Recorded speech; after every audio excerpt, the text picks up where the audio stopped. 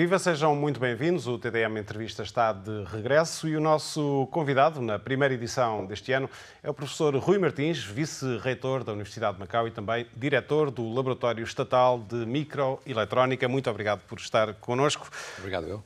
Não é exagero dizer que, nesta altura, a Universidade de Macau está a trabalhar na linha da frente daquilo que poderá ser o futuro da saúde. Os investigadores do laboratório de que é diretor estão a desenvolver soluções que poderão ser aplicadas num futuro não muito distante na área do diagnóstico médico, soluções que poderão ser revolucionárias. Traduzindo por miúdos, que tecnologia é esta e como é que poderá ser aplicada?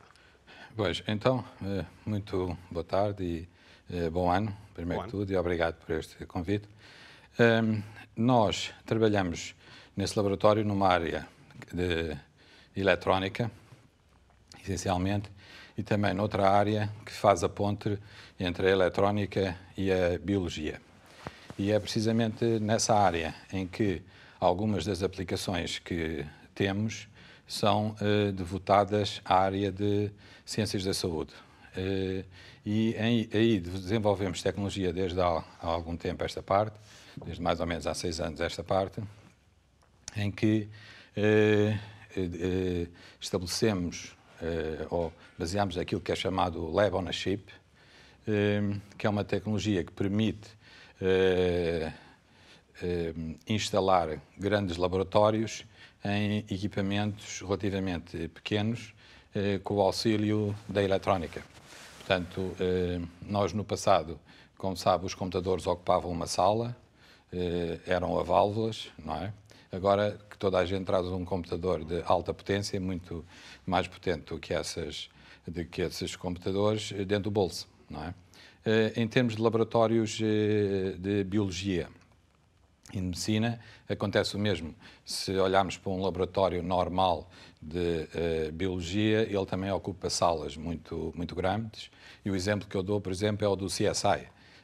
CSI, que é aquela série americana em várias cidades, Las Vegas, Miami, New York, em que há, por exemplo, um crime, tem que ser feita uma recolha de ADN que depois tem que ser analisado no laboratório, onde existem imensos equipamentos bastante avançados para a análise dos diversos componentes de ADN ou outros. Ora, essa tecnologia que nós temos vindo a desenvolver permite que essas salas se transformem num equipamento também portátil, semelhante a um telemóvel, e em que as próprias análises podem ser feitas logo no terreno. Portanto, o futuro CSI é uma espécie de telemóvel que no terreno, com uma vantagem, é que a recolha de líquidos orgânicos ou outros materiais não necessita de ser em grandes quantidades, bastam quantidades pequenas para isso depois, do ponto de vista eletrónico, ser tratado. Nós começámos a investir há cerca de 6 anos nesta área. Não sabíamos muito, porque nós somos essencialmente de eletrónica, mas por acaso até com a colaboração de um professor no Dalian Institute of Chemical Sciences, da Academy of Science, ele veio cá a Macau, deu uma conferência sobre esta área. Nós achámos interessante, mas devo dizer que eu e os meus colegas não percebemos nada, porque aquilo Lab on a Chip para nós era apenas uma tensão aplicada entre dois pontos que manipulava alguns líquidos, e aquilo não era bem o chip que nós pensávamos.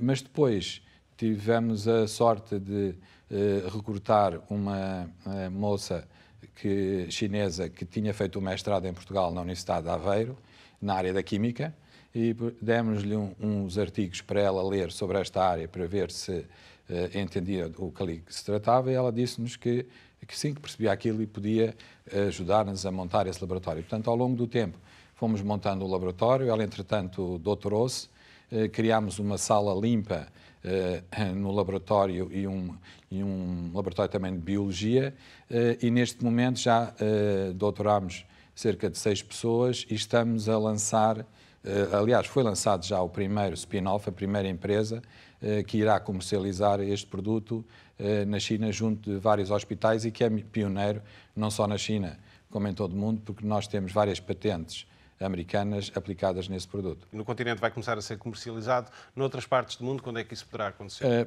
Repara, aquilo é uma empresa pequena em que o CEO é um dos nossos alunos de doutorados, que é por acaso aqui de Zubai, e portanto ele e mais outros 3 doutorados são as pessoas que estão agora a desenvolver essa empresa. E já têm um protótipo desenvolvido e vão começar a comercializar junto dos hospitais chineses, porque nós temos uma parceria com uma empresa chinesa que detém vários hospitais e vão começar a testar esses equipamentos portáteis nesses hospitais. E, portanto, vamos começar pela China. A China, como sabe, é muito grande. Tem que haver uma certificação pela Chinese Food and Drug Administration e a partir daí aquilo pode ser comercializado e depois poderão haver outros produtos, mas vai permitir fazer detecções de doenças e questões genéticas, portanto pode aplicar-se na SIDA ou outras doenças. Há uma possibilidade que nós vamos explorar também de comercializar este equipamento nos países de língua portuguesa, onde, como sabe, também há bastantes doenças e até será mais fácil, provavelmente, introduzir no mercado e, portanto, vamos ver o sucesso que isso terá, porque agora deixou a universidade, é um spin-off que está à procura de capital de risco, há já capitalistas interessados em investir nessa empresa e, portanto, depois temos que dar tempo ao tempo a ver como isto evolui. Esta é uma das várias linhas de investigação de vanguarda deste laboratório, mas existem outras também relacionadas com estes microchips ou nanochips e que têm a ver também com a chamada internet das coisas e que, no fundo, têm a ver com uma crescente autonomia dos dispositivos e a capacidade autónoma de receber energia e não ter de estar ligado a uma fonte de alimentação. Que implicações e que aplicações é que nesta vertente tem este tipo de tecnologia? Bem, o laboratório de Estado que referiu, ele é focado essencialmente em eletrónica. Esta área que referi é uma área adjacente que faz a ponte com a biologia, mas onde também é aplicada a eletrónica avançada. Mas a área principal, o core business do laboratório é a tecnologia CMOS, que é a tecnologia mais avançada em termos de circuitos integrados, que neste momento nós trabalhamos com dimensões à volta de 24 nanómetros. Mas a tecnologia vai... Isso quer dizer? 24 nanómetros são 24 vezes 10 levantada a menos 9 zeros. É um 0,9024. Esta é a dimensão mínima do transistor que existe nesse processo. É virtualmente invisível a olho nu. A olho nu é quase invisível. Temos que usar, normalmente, microscópios para ver a dimensão do transistor, porque há milhões de transistores em cada chip. Mas com essa tecnologia e com os trabalhos que temos feito nessa área, nós temos feito um benchmark do laboratório, portanto, uma comparação do laboratório com as universidades e as empresas de topo nesta área. E essa comparação, ou esse benchmark, faço todos os anos numa conferência que é o International Solid State Circuits Conference, que, para dar uma ideia, todos os anos... São Francisco. Todos os anos há 2 conferências importantes na área eletrónica. Uma área de equipamentos, que é em Las Vegas, em janeiro, que é o Consumer Electronics Show. Em tudo o que é equipamentos inovadores, televisões, drones, computadores, são apresentados. Depois, em fevereiro, há uma conferência semelhante em São Francisco, que é este SCC, onde são apresentados os chips mais inovadores a nível mundial. São só 200 chips apresentados todos os anos. 100 são de empresas, 100 são de universidades de topo. E nós, desde que o laboratório foi criado em 2011, temos candidatado com artigos que incluem chips, porque são artigos muito simples. É só uma página a descrever o circuito e outra página com os circuitos e a fotografia do chip.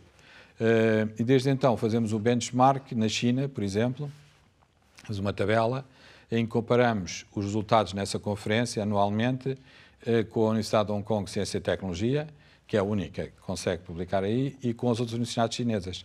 e ao fim destes 9 anos nós lideramos completamente na China, mas muito destacados face à Hong Kong UST, que nós temos 33 chips nestes 9 anos, eles têm 21 e o terceiro lugar, que é uma universidade chinesa, é onde existe o outro State Key Laboratory da China em eletrónica, é em Fudan. E depois temos a Tsinghua e a Academia das Ciências, tudo abaixo de nós. Portanto, somos líderes na China. Neste ano temos lá 8 papers or chips e só temos à nossa frente a Intel, que tem 9.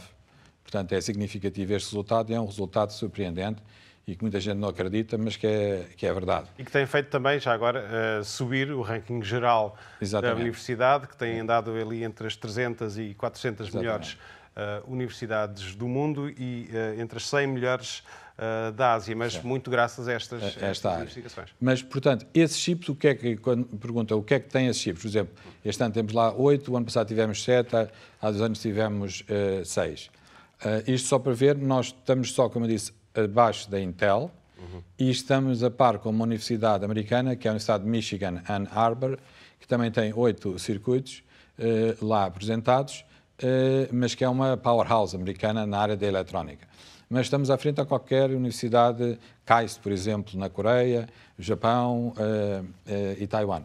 Mas porquê é que estes chips são aceitos? E convém referir também que esta conferência é uma conferência que tem a citação dos artigos desde há 3 anos, como double blind review, ou seja, não se sabe o nome dos autores do artigo e também não se sabe o nome dos revisores. Os papers são aceitos pelo seu mérito. E só 30% dos artigos é que são normalmente aceitos. Portanto, é uma conferência bastante seletiva, em que, para além de apenas ter 200 papers, só tem uma participação da volta de 4.000 pessoas do mundo inteiro que vão ver as novas novidades dos chips. Mas porquê é que eles são aceitos? Porque, essencialmente, tocam em áreas-chave daquilo que está a referir, da Internet of Things ou de comunicações móveis, em que, como sabe, os dispositivos vão reduzindo cada vez mais o tamanho. Isso é à custa de que as dimensões são mais pequenas, portanto temos que fazer projeto em novos circuitos de novas dimensões, 24 nanômetros, por exemplo, mas também são circuitos que consomem menos e que são mais rápidos, portanto são circuitos de ultra low power e ultra high speed. E essas características e a aplicação às comunicações móveis e à internet das coisas, que vai permitir ter dispositivos em todo lado que não precisam de se carregar pela eletricidade normal, podem carregar-se através da eletricidade pelo campo eletromagnético existente no ambiente, ou podem-se carregar através do corpo humano, por exemplo, e os nossos chips são precisamente nessas áreas daquilo que se chama recolha de energia, ou energy harvesting. Portanto, tem a recolha de energia do ambiente ou do corpo humano, muito rápidos, a consumir bastante pouca potência. Inclusive, um deles, o ano passado, ganhou o prémio para o melhor paper do Far East, que é um paper com o nome de um investigador japonês, Taku Sugano Award. Foi pela primeira vez atribuído a uma universidade chinesa, uma equipa chinesa, e também com os nossos artigos. Pela primeira vez a China, o ano passado, ultrapassou o Japão em número de artigos nessa conferência. A China teve 14, o Japão teve 13. E devido à nossa universidade, porque só o nosso laboratório teve mais de metade dos artigos aí submetidos. Voltando um pouco atrás e insistindo um bocadinho, pode-nos dar exemplos concretos da aplicação desta tecnologia? Como eu disse, é para a internet das coisas e comunicações móveis.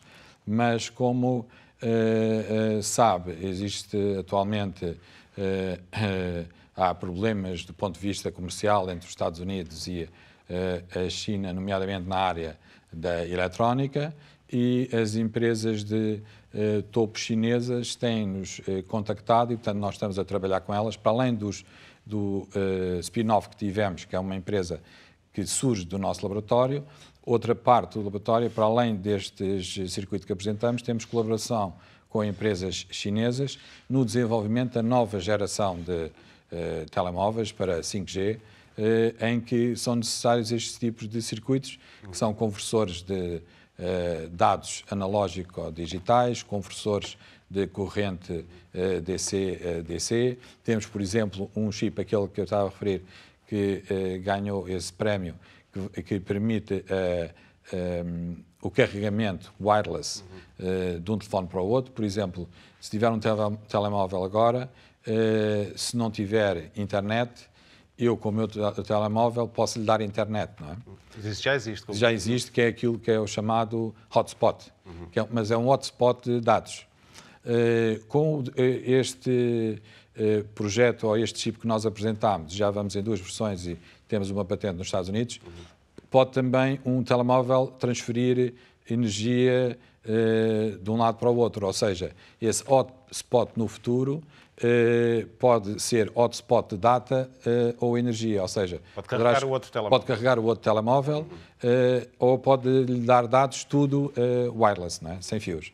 E, portanto, isso é um dos exemplos. E algum destes telemóveis do futuro poderá também carregar-se sozinho?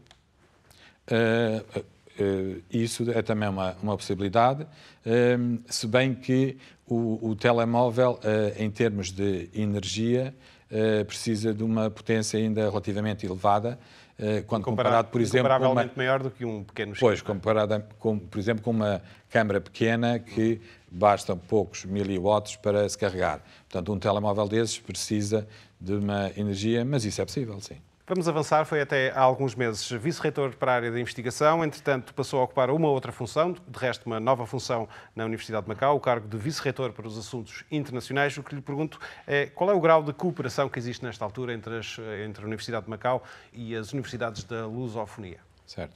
Eu se calhar iria um bocadinho atrás. Portanto, eu estou como vice-reitor na Universidade desde 1997. Portanto, já há mais de 21 anos que sou vice-reitor. E quando comecei havia apenas um vice-reitor, em 97. Depois as coisas foram evoluindo. A partir de 2008 passaram a haver 2 vice-reitores e em que eu passei a ter só a área de investigação e que eu ocupei durante 10 anos. E agora agora o número de vice-reitores alargou-se novamente, temos 5 vice-reitores e eu passei a ocupar uma nova vice-reitoria, que é a vice-reitoria para os assuntos globais, não é internacionais, é globais. E, portanto, a criação desta nova vice-reitoria tem precisamente o objetivo de intensificar a relação da Universidade de Macau com outras universidades fora da China e fora do ambiente que aqui temos, Hong Kong, Macau, Taiwan, China. É para fora disso, não é? E atendendo ao posicionamento de Macau, existe uma prioridade em relação às universidades lusófonas? Há uma prioridade para as universidades lusófonas, como é natural na Universidade de Macau, pelas características históricas de Macau e também porque a Universidade de Macau desde sempre ocupou uma posição importante na Associação de Universidades de Língua Portuguesa, em que inclusive ocupou a presidência entre 2014 e 2017. Eu, aliás, representei o reitor nessa presidência e temos uma muito boa relação com essas universidades. Temos vários alunos dos países de língua portuguesa e um dos objetivos nesta nova posição é aumentar o número de alunos internacionais e em que vamos oferecer uma série de bolsas de estudo para alunos de licenciatura, mestrado e doutoramento se candidatarem. Nós, como sabe, nós temos os alunos dos países de língua portuguesa são normalmente apoiados com bolsas da Fundação Macau, mas nós este ano também temos um conjunto para o ano letivo de 2019-2020, vamos ter bolsas só oferecidas para a Universidade de Macau para atrair alguns dos alunos que são desses países de língua portuguesa. Há outros países podem também se candidatar, mas uma das áreas principal de foco é essencialmente a área para os alunos desses países, para estudarem, por exemplo, o direito, mas também, por exemplo, para estudarem mestrados aqui na área da língua portuguesa. Portanto, é um foco essencial os países de língua portuguesa ou o ensino do português para os países que estão à volta de Macau, nomeadamente a Coreia, o Japão, o Vietnã, a Indonésia, que são áreas que, como sabe, nós temos um curso de verão do português que este ano teve cerca de 400 alunos, que já vem a realizar mais de 30 anos e que atrai muita gente desta região para estar aqui português. E, portanto, nós temos bolsas específicas para apoiar esses alunos que vêm desses países para estudar português. Falando precisamente da questão do português na Universidade de Macau, este é um caso que já tem alguns anos, ainda assim continua a ter relevância. A saída da doutora Inocência Mata, vice, na altura do departamento, com várias críticas à Universidade de Macau, falta de autonomia dos professores e também falta de aposta no ensino da cultura e da literatura portuguesas. Como é que viu estas críticas? Eu conheço bem a professora Inocência Mata, aliás, fui eu que estive envolvido no recrutamento em 2012, em que tivemos um recrutamento bastante extenso de professores catedráticos, associados e auxiliares para o Departamento Português, no qual recrutámos a professora Maria Fernanda Gil Costa como chefe de departamento. Trouxemos também a professora Maria José Grosso, que estava à frente do Centro Português na Universidade de Lisboa e que ainda se encontra na Universidade de Macau. Posteriormente, a professora Inocência Mata e outros professores mais jovens a nível de professor auxiliar. Aliás, devo dizer que numa visita que fizemos à Universidade de Lisboa em 2008, com o Presidente do Conselho e vários diretores de faculdade, nós visitámos a Faculdade de Letras, onde há mais de 20 anos os nossos alunos vão todos os semestres, para além de outras universidades em Portugal, mas passam lá um semestre a estudar português, e fomos recebidos pelas 3 professoras de topo nesse departamento, que eram precisamente a professora Fernanda Gil Costa, Maria José Grosso e Inocência Mata. A Universidade de Macau recrutou as 3 em 2012, 2013. Depois estiveram cá durante alguns anos, mas, como sabe, o mundo académico é sempre um mundo muito ativo e há sempre grandes mudanças e poder-se-ão ter estado cá em Macau durante uns anos normalmente, mas depois houve umas certas divergências. No caso da professora Inocência Mata, ela refere mais à questão da literatura, porque não houve oportunidade de se abrir o programa de mestrado nessa área durante 1 ou 2 anos, o que foi também devido a ter havido programas em que havia menos interesse dos alunos ou menos alunos a candidatar-se a essa área e, portanto, o departamento ou a faculdade decidiu não abrir esses programas e isso gerou alguns problemas, porque essencialmente os mestrados na área da língua e da tradução são os mais procurados. Mas o problema é da procura ou da oferta? Porque aqui é uma pescadinha de rabo na boca. Pois é, aqui é um pouco, como eu referi, uma pescadinha de rabo na boca, porque nós temos uma cota para o número de alunos que são necessários para abrir o mestrado e esse número não foi atingido e o mestrado não abriu durante 1 ano ou 2 e, portanto, isso gerou aí logo umas certas animosidades e é isso que ela refere a não autonomia dos professores, porque a faculdade provavelmente decidiu não abrir o programa e poderíamos ter aberto com menos alunos e, portanto, isso são tudo divergências que acontecem normalmente numa universidade. Foi pena a professora Inocência Mata ter deixado a Universidade de Macau, mas nós esperamos recrutar novos professores ao longo destes 20 e tal anos, têm vindo e de vários professores portugueses qualificados, esperamos resolver esse problema no futuro. Falávamos há pouco da questão do direito, dos cursos de direito. Estão a decorrer ainda negociações no sentido de haver um reconhecimento mútuo das licenciaturas entre Macau e Portugal. O processo já começou há algum tempo, mas até esta altura ainda não há novidades. Bem, essa questão, como sabe, os programas foram reconhecidos automaticamente desde o ano 1997, mais ou menos, pelo anterior Ministério da Educação. Aliás, até há relativamente poucos eu anos. até que tratei disso nessa altura.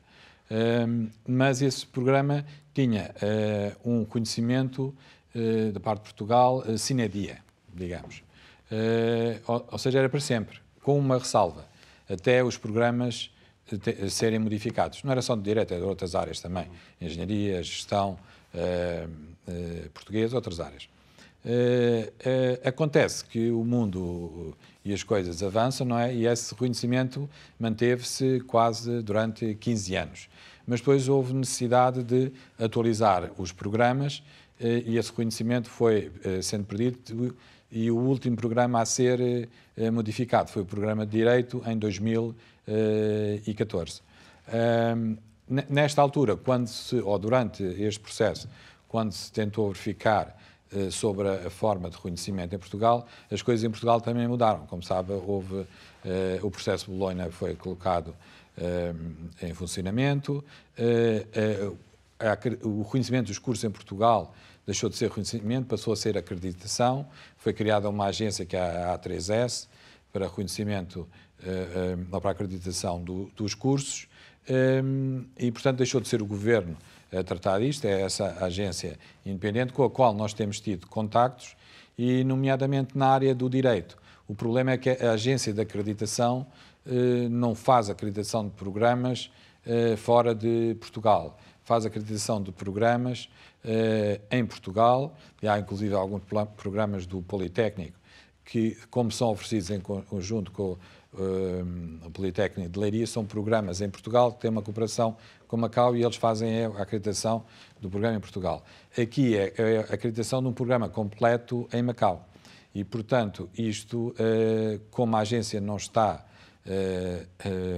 devotada a esta área, tem havido negociações entre o Governo de Macau, nomeadamente através do GAES, o Ministério de Ciência e Tecnologia e a Agência de Acreditação, porque o que faz sentido é, na realidade, o reconhecimento mútuo de programas entre Portugal e Macau, assim como há entre Portugal e a China, ou Portugal e outros países. E estamos nessa fase de discussões, mas a Universidade providencia toda a informação necessária para esse tipo de acreditação. Quando é que acha que este acordo este entendimento poderá estar concluído? Tem havido cada vez mais relações entre o Governo de Macau através do GAES e o Ministério os Ministérios em Portugal e eu espero que no decorrer deste ano isso se consiga resolver, se bem que qualquer aluno que acabe aqui o programa pode continuar os seus estudos em Portugal através de mestrado, doutoramento, e isso é reconhecido pelas universidades desde sempre lá em Portugal. Muito bem. Professor Rui Martins, a liberdade académica é uma pedra no sapato da Universidade de Macau? Pois, relativamente à liberdade académica, eu tive a oportunidade de referir isso numa entrevista também que dei à rádio. O que é que estamos a referir aqui? Liberdade para a investigação científica, por exemplo, é aquilo que eu entendo por liberdade académica, não é? Eu tive mais de 20 anos encarregue da área de investigação e, inclusive, nós temos um programa e temos um orçamento para financiar projetos de investigação de forma competitiva, que é uma coisa rara. Não conheço outra universidade do mundo que tenha esse tipo de programa, e isto tendo em conta um bocado a história da Universidade de Macau e de Macau, porque não havia fundos para apoio à investigação, e fui eu, através da Universidade de Macau, ao longo dos anos, que fui dinamizando essa área e arranjando fundos para isso. Mas o certo é que ao longo dos anos houve vários casos, o afastamento de Bill Chao, também as declarações mais recentes de Hao Zedong, que depois de muitos anos de casa e nas vésperas de sair de Macau, alertou, de resto aqui numa entrevista à TDM, para o que dizia ser a falta de liberdade académica na universidade e o facto, dizia ele, de se ter de entregar uma espécie de relatório especial sempre que os académicos iam a Taiwan. Como é que vê estas críticas, estes reparos? Eu ia chegar lá, porque, como eu estava a dizer, qualquer professor que quisesse fazer doutorado, quisesse fazer investigação, bastava apresentar um projeto ao gabinete de investigação que eu dirigia e esse projeto era avaliado cientificamente por 2 ou 3 revisores externos, como é feito, aliás, em Hong Kong pelo Research Grant Council, de acordo com normas internacionais. E ao longo desses mais de 20 anos não houve nenhum projeto, e eu tive muitos projetos acerca da análise da situação política em Macau, em Hong Kong, em Taiwan, inclusive do professor Hao Zedong, que foi dos professores que foi mais financiado pela Universidade na área das Ciências Sociais e da Sociologia, também pelo professor Bill Chao. Todos eles foram apoiados com os seus financeiramente de acordo com o mérito científico dos seus projetos. E nunca foram apoiados e depois tiveram as críticas que tiveram. Mas nunca houve nenhuma objeção ou nunca ninguém me disse não apoio este projeto. Não, aquilo foi tudo perfeitamente normal. O professor Bill Chow, inclusive, depois houve outros problemas que eu devo considerar mais políticos associados à sua atuação na Universidade de Macau, que eu não comento, mas do ponto de vista de investigação, ele mesmo, depois de ter deixado a Universidade de Macau, ele tinha 3 projetos financiados pela Universidade e pelo meu gabinete de investigação, e esses projetos mantiveram-se ativos, mesmo depois de ele ter deixado a Universidade, em que a única questão é que o principal investigator do projeto tinha que ser docente em full-time, mas isso é uma regra da Universidade, e como ele deixou de ser docente em full-time, passou a ser co-PI, ou seja, co-investigador do projeto, e o projeto passou para outro professor, mas todos eles chegaram ao fim, mesmo depois de ele já ter acabado o contrato. E um deles era relacionado com a situação política em Macau, outro com a situação política em Taiwan e outro com a situação política em Hong Kong. Portanto, não houve aí nenhum ponto de vista da investigação. Então, como explicar, como é que podemos olhar para estas críticas? Pronto. Por exemplo, falando do caso mais específico do Hao Zedong. O professor Hao Zedong, como eu disse, foi dos professores que recebeu mais financiamento da Universidade. E dos que melhor conhecia a casa, porque teve muitos anos na Universidade de Macau. E lidou muito comigo, e inclusive ele está agora nos Estados Unidos, está reformado, porque ele chegou à reforma, está nos Estados Unidos e está a acabar um livro, que é um livro conjunto entre a Universidade de Macau e a Hong Kong U Press, que é uma editora prestigiada em Hong Kong, que é um livro que deve sair em breve, e em que não há qualquer... o livro é perfeitamente livre, ele escreveu o que quis nesse livro. Então são críticas que não têm fundamento, não têm razão de ser? Não, do ponto de vista de investigação científica, o que eu quero dizer é isso. De todos os pontos de vista. Certo, mas do ponto académica no sentido lato. Certo, mas do ponto de vista... Inclui também a docência, as aulas, etc. Exatamente, mas eu estou aqui a referir-me do ponto de vista da investigação científica, que é a área que eu fui responsável estes anos todos. Nunca houve limitação nenhuma à liberdade académica, ok? Depois, há questões que, se formos ver, a Universidade de Macau é uma universidade pública.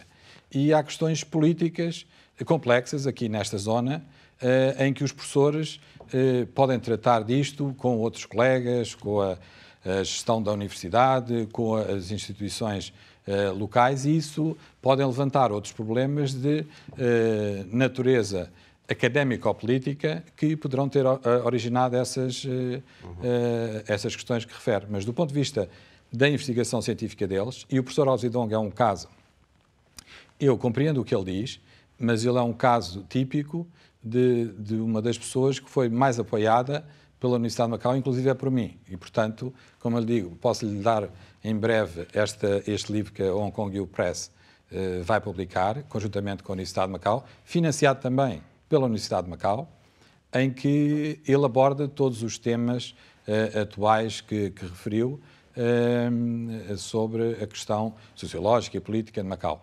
Essa questão de visitas a Taiwan, isso são, repare, Macau, a Universidade de Macau, como disse, é uma universidade pública e tem que seguir as orientações governamentais nesta área. O que estava em causa, como sabe, era, segundo o professor Hao Zedong, a necessidade de se entregar um relatório detalhado sobre as conversas que eram tidas em Taiwan com os vários académicos, etc. E iria para além do relatório standard, digamos assim.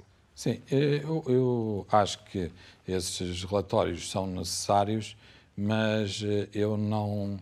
Porque eu também tenho que fazer desses relatórios, mas nunca é pedido muito mais...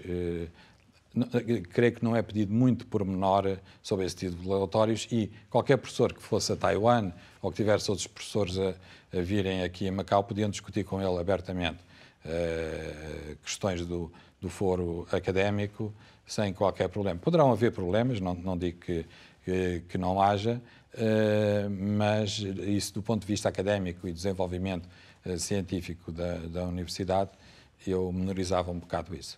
Muito bem, professor Rui Martins, já ultrapassámos o nosso tempo. Muito obrigado por ter vindo ao TDM Entrevista. Ok. Muito obrigado. Foi mais rápido. Nós voltamos na próxima semana. Contamos consigo. Até lá.